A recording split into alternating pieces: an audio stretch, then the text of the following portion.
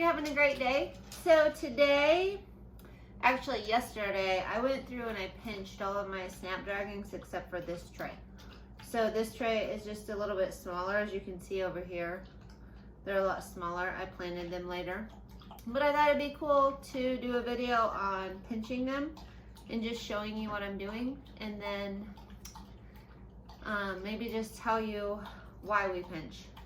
So I am going to use some snips, and I know the reason it's called pinching is because people would just take and pinch and pull these out, but I always feel like I'm going to rip the roots and it just feels really rough on the plant. So what I do is I just come in here and I just snip it. So instead of pinching, I'm snipping, but that's okay. And the reason you want to do this is if you pinch the plants, what happens is, one, it puts more energy into the roots, so the roots can develop and get stronger roots. But the main reason you want to do it is because you get more flowers. So every time you pinch it, so you're going to take off that middle stalk, and what's going to happen is that's going to give the plant energy to grow. And I'll zoom in here in a minute, but there's like 2 little leaves here, and it'll branch out. So now instead of 1 flower, you're going to get 2 flowers. And you can do this on a lot of different plants. You do want to look it up or look at the back of a seed packet. The Johnny's seed packet for snapdragons says to pinch them to get more blooms. So that's an easy way to tell if you have seed packets that give you information, or you can Google it. I know I did my salvia, I did dahlias, and I did my snapdragons yesterday.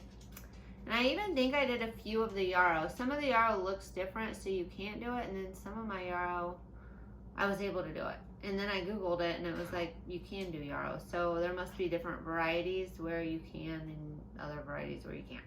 So that's what I'm doing today, and I'll zoom in here just to give you a close-up. Leaves. So what I do is I actually do kind of pinch the top leaves together, and then I just snip it. And you can just keep doing this, but at some point you definitely want to let the plant have energy to put on flowers. And you know, when you cut it, it's healing itself, it's putting energy back towards the roots, and then it's growing on more greenery. Right here you can see on this plant that you have got 2 sets of leaves coming up where I cut this middle one off. So now instead of the growth going to the center one and creating 1 flower, you're going to have 2 more shoots with flowers coming off of it. So you're going to have even more. And now once these grow, you can also snip them. There is a point in time that you want to stop snipping them so that you get good flower growth. You don't want them to take too long and then not get any flowers. But I don't know, up until about June, I think I'm going to be snipping mine. We'll see how it goes. I will keep you updated on my channel. But that is the act of pinching snapdragons, and it's the same for almost all other flowers. Okay, so that is the act of snipping snapdragons. You can do that with almost any flowers that you see that have like the 2 leaves and a center spike. Especially if you see, like on my lavender, you can see those leaves that I showed you. They'll start forming on some of the under branches, and sometimes you can look at those and see like, oh, that looks like a good set, where other ones might seem even more weak below or whatever. So you can kind of choose where you decide to pinch them.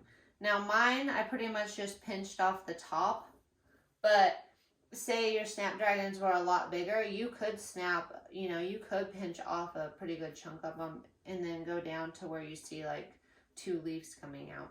And what that's going to do is it's just going to give you more blooms. Yay!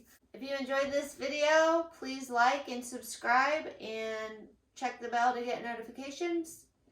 And I hope you're having a great day. Until next time.